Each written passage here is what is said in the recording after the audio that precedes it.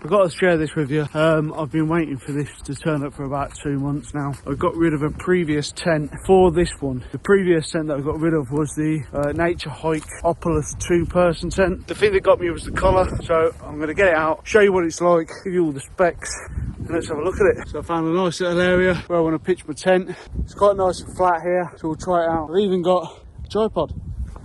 So what I'm going to do is I'm going to pitch this lovely new tent. This is a step in the lighter direction to the Opalus 2. This is actually the Naturehike Opalus 2 Ultralight. Let's get it out, let's get it up.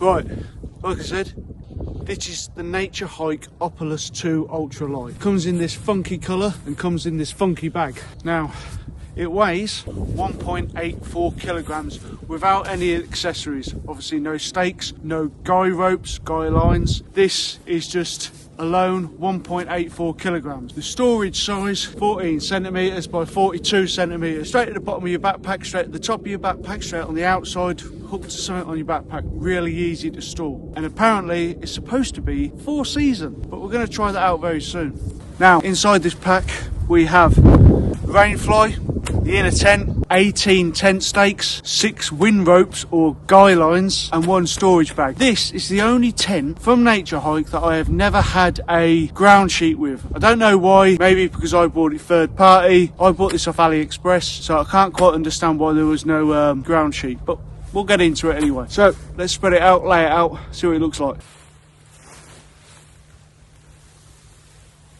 Now before I go any further, I will say that I've got no affiliation with Naturehike. Like I said, the tents that I buy are for me and my purpose only, and because I like the colour of this one. Now for demonstration purposes only, I've already attached the guy lines to this, just to save myself a bit of time so I can get back for some scuff. Right, so the first thing I'm going to start off with is the poles. 2 sets of grey poles and 1 funky luminous green one. So what we're going to do is we're going to put the grey ones in first, and I think I'm going to stick the luminous one in last. Now I have set this tent up already before because I was eager and excited. So let's get it up anyway. Right, so the first thing to note with this tent is that all the poles only feed in from one side. As you look from front to back, the poles go right to left. So they only feed in from one side and they go straight into this. Straight into there, straight through the loop, and straight to the other side. As usual, these are straight aluminium poles made up of sections, usual standard for any kind of tent. Right, 2 poles, 1 for the rear, 1 for the front. Right, so before it blows away, I'm going to start by putting it into the rear one. So when it comes to the end, it comes into a sleeve at the end, a reinforced sleeve. Everything's been double stitched around, so they're quite a strong tent. And they should be, because they're supposed to be a 4 season. Right, again, like I said, once it's gone through the sleeve. Right, so that's the rear pole set up. We'll now do the other 2. We'll do them back there.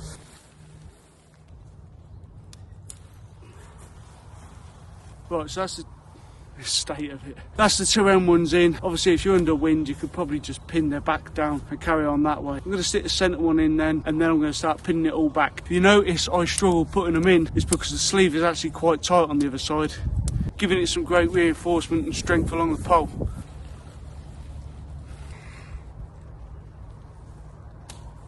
Right, so now all poles are in. I'm now going to pin it back with the first 3 stakes at the rear. Right, so previously got 14 stakes and I'll pin them all out as we go along. You notice that the colour coded pole that I stuck in does tell you which one to stick it in, so it is quite easy really. Let's stick the first 3 in.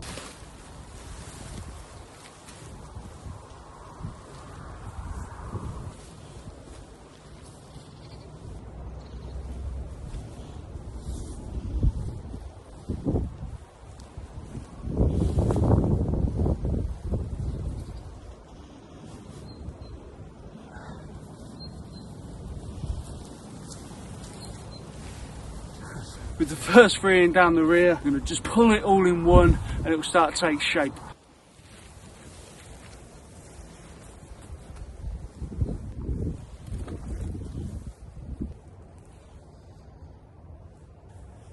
Right, now there's 8 guidelines to pin out, so we'll pin them out and then we're going to show you why I chose this one over the original Opalus 2.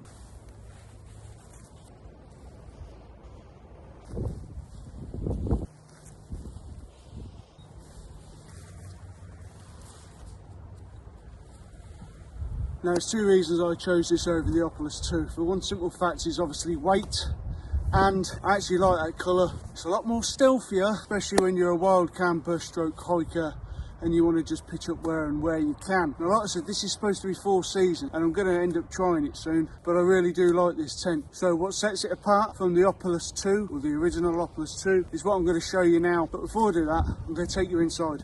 So this door does catch now and again, and I think it's because you've got this part that's out there, but like I said, it does catch now and again. So you can roll this up, and you've got 2 clips just here. They're not your normal clips, something a little bit more fancier.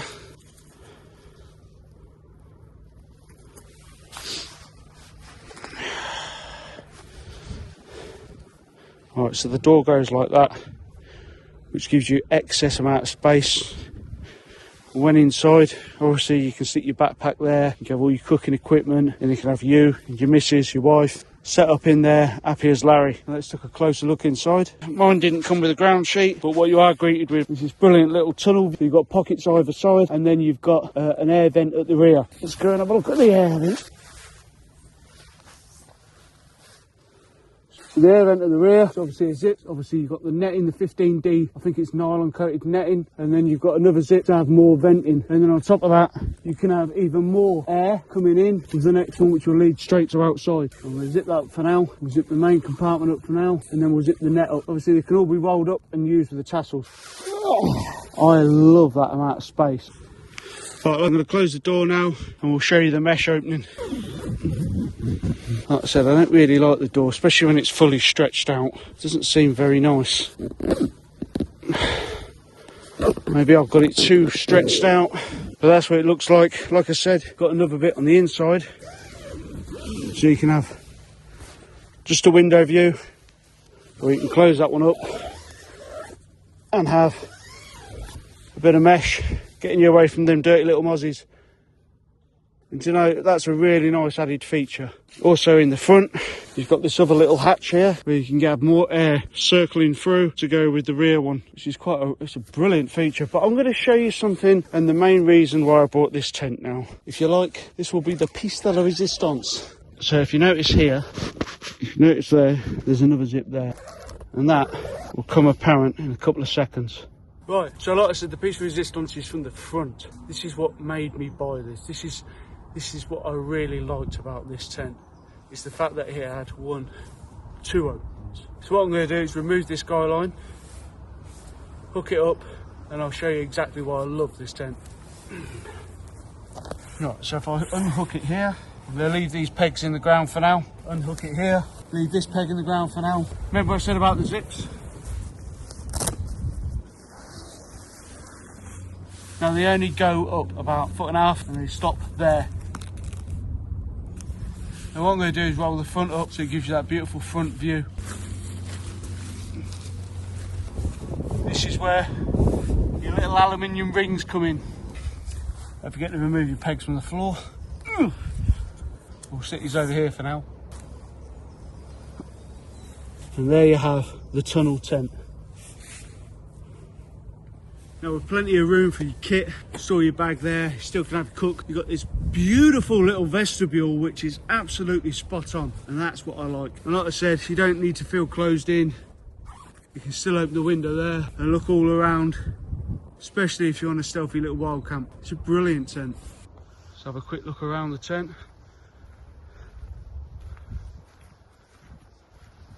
We're not exactly on level ground right now, but gives you an idea of what it looks like. I'll pin that out a little bit more. Yeah.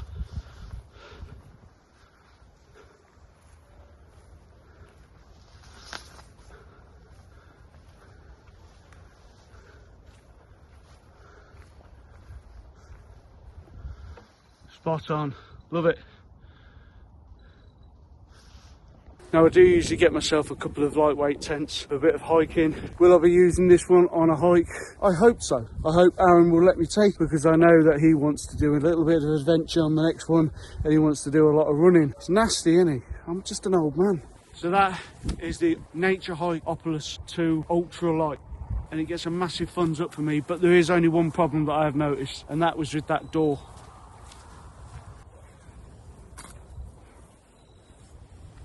Now you do have to release a bit of tension and maybe need to hold the wind skirt out. But in my eyes, I think it's a brilliant tent. It's got those little added features which makes it possibly better. Right, so this was only going to be a short video. I'm going to take down the Opalus now, closing all the doors up before I do. If you've got any questions, leave them down there. And if you want, do the like and subscribe thing. But I just hope you're happy with the presentation of my video. I'm going to take all the guy lines down. Right, so I'm going to take it all down now and obviously bring the front down before I do it all. For me, I probably won't use the side door much. I think it'll be all about the front door because I think it's quite cool. You've got that brilliant airflow in there, especially in the summer. I think it'll be a fantastic tent.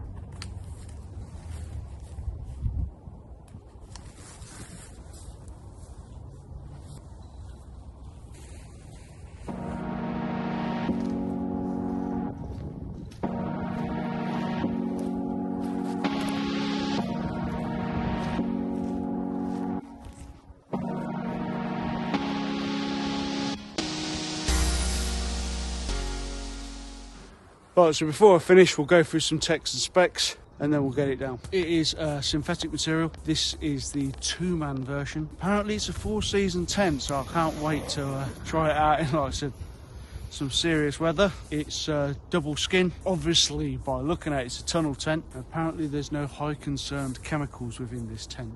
It's nylon, and the actual bottom of the tent is up to 3,000 millimeters. The outside waterproof index is from 15,000 to 2,000 millimeters. Poles are aluminium, and the brand is Naturehike. Complete weight of this, including the poles and your stakes, is, I think max is out at 2.06 kilograms or 4.54 pounds. Right, I'll take it down now. We'll start with the guy lines, and we'll get it down nice and fast. Really easy to take down. Outer tent fabric is 15D waterproof nylon. The bottom tent fabric is 20D waterproof nylon. The mesh on the inside is 15D. But the reason why I throw them all over like that is so they don't get tangled up with the tent when you're actually wrapping it up. But it's just a quick knockdown now. I leave one peg in just so it doesn't blow away, but that's what I would usually do when I've got a tent out anyway.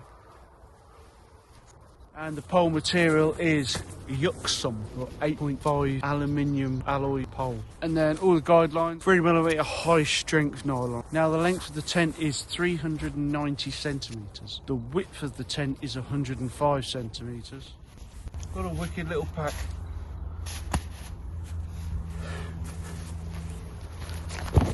Getting cold, and it's time to go back and have a nice drink.